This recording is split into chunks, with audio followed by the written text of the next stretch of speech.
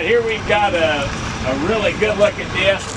Paint's just touch faded, but it's got big old blades on her. We got like 22.5-inch blades, 9-inch spacing on an RMX370. Blades are really, really good. It's rock flex. Back blades are about 22 3/4 or so, and these are close guesstimates as we can get.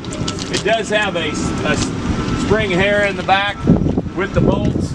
That comes with it. We took it off for trucking. You can get a lot more on. We figured somebody may want it off or they could put it on, so we never put it back on.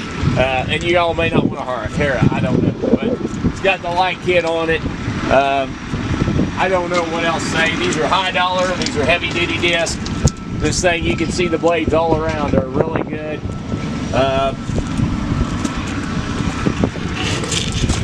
It does have a single point hitch on it, and it does have hydraulic tongue leveling. And like I said, rock flex. It's original. This thing's original paint. Very, very nice. As far as the quality of the disc, and hard to find a disc like this today. Man, are they getting pricey.